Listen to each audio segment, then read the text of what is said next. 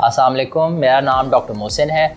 मैं एक medical specialist और एक सर्टिफाइड एंड्रोलॉजिस्ट हूँ। आज हम जिस टॉपिक पे बात करेंगे वो टॉपिक है कि जो इंसानी जिस्म पे पेट पे चर्बी होती है उसका जिस्म पे क्या असर होता है और उसे कैसे बचा जा सकता है। इसके साथ साथ हम मेटाबॉलिक सिंड्रोम पे भी बात करेंगे और देखेंगे कि उसकी ट्रीटमेंट क्या है। सबसे पहले बात करते हैं कि इंसानी जिस्म पे जो पेट पे चर्बी होती है उसके इंसानी जिस्म पे क्या मुज़र असरात होते हैं। सबसे पहले तो ये है कि जो ये पेट की चर्बी होती है ये बॉडी के अंदर इंसुलिन रेजिस्टेंस करवाती है, यानी जिस्म के अंदर जो आपके इंसुलिन बन रही है उसको सही से काम नहीं करने देती। जब इंसुलिन सही से काम नहीं करेगी तो ब्लड के अंदर शुगर लेवल बढ़ता जाएगा और एक मरीज़ को डायबिटीज़ होने का ख़तरा लाहक हो जाएगा।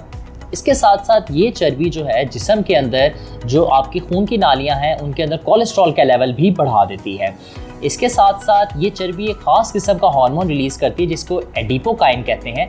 ये एडिपोकाइन ये करता है कि जो आपकी खून की शरेयानें हैं उनकी अंदर की लाइनिंग को डिस्टर्ब करता है, जिसके साथ खून की शरेयानों में लोथड़ा बनने का चांस बढ़ जाता है और इस लोथड़े की वजह से हार्ट अटैक या फालिज का अटैक होने के चांसेस बढ़ जाते हैं। अब हम बात कर लेते हैं कि मेटाबॉलिक सिंड्रोम क्या है। मेटाबॉलिक सिंड्रोम को यहाँ डिस्कस करना इसलिए ज़रूरी है कि पेट की चर्बी का मेटाबॉलिक सिंड्रोम से बहुत गहरा ताल्लुक है।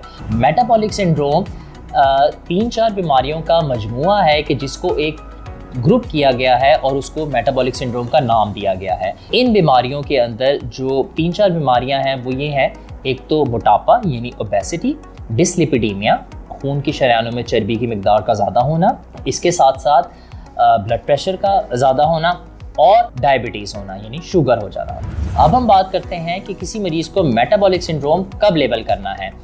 किसी भी मरीज़ को मेटाबॉलिक सिंड्रोम लेबल किया जाता है अगर 5 में से 3 चीज़ें उसके अंदर पॉजिटिव आ जाएं। वो 5 चीज़ें क्या हैं? पहली चीज़ ये है कि वेस्ट सर्कमफ्रेंस यानी कि जो कमर है, कमर का साइज़ मर्दों के अंदर 40 इंच से ज़्यादा हो और ख़वातीन के अंदर 35 इंच से ज़्यादा हो। इसके अलावा आपके खून के अंदर ट्राइग्लिसराइड लेवल यानी कि एक ख़ास किस्म का कोलेस्ट्रॉल है ये ट्राइग्लिसराइड लेवल 150 मिलीग्राम से ज़्यादा हो। इसके साथ साथ जो आपके जिस्म के अंदर HDL है यानी कि जिसको गुड कोलेस्ट्रॉल कहा जाता है वो मर्दों में 40 से कम और औरतों में 50 से कम हो। इसके साथ साथ ब्लड प्रेशर 135/85 से ज़्यादा आ रहा हो और आपकी जो खाली पेट शुगर है वो 100 से ज़्यादा आ रही हो। इन 5 चीज़ों में से अगर 3 चीज़ें आपके अंदर पाई जाती हैं तो आपको मेटाबॉलिक सिंड्रोम है। अब हम बात करते हैं कि किसी मरीज़ को मेटाबॉलिक सिंड्रोम डेवलप करने के लिए क्या रिस्क फैक्टर्स हो सकते हैं। तो 3-4 रिस्क फैक्टर्स हैं जो बड़े कॉमन हैं किसी भी मरीज़ को मेटाबॉलिक सिंड्रोम डेवलप करने में। सबसे पहले तो है मोटापा यानी कि ओबेसिटी, उसका वेट हद से ज़्यादा बढ़ा हुआ हो। इसके साथ साथ सेडेंटरी लाइफस्टाइल यानी कि ऐसा लाइफस्टाइल जिसके अंदर एक्सरसाइज ना होने के बराबर हो, एक्टिविटी कम से कम हो। इसके साथ साथ कैलोरी इंटेक पेशेंट का बहुत ज़्यादा हो, स्मोकिंग हो और शुगरी ड्रिंक्स का इंटेक भी ज़्यादा हो। तो ये कुछ रिस्क फैक्टर्स हैं जो कि एक पेशेंट को मेटाबॉलिक सिंड्रोम करवा सकते हैं। अब हम बात करते हैं कि मेटाबॉलिक सिंड्रोम की तशख़ीस करना क्यों इतना ज़रूरी है।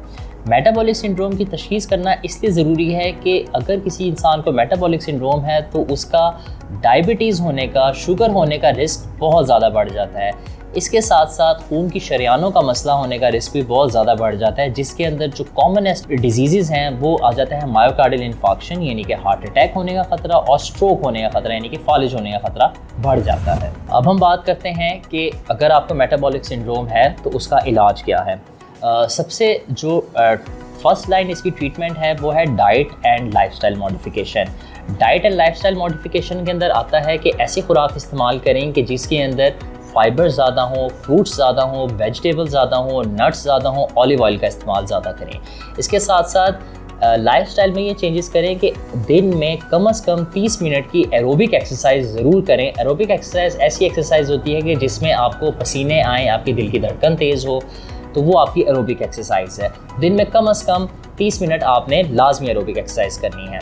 इसके साथ साथ अगर आपको शुगर है तो शुगर को अच्छा कंट्रोल करें। अगर ब्लड प्रेशर है, ब्लड प्रेशर की अद्वियात लें और उसको बेहतर तरीके से कंट्रोल करने की कोशिश करें। अगर आप स्मोकिंग करते हैं तो स्मोकिंग को क्विट करने की कोशिश करें।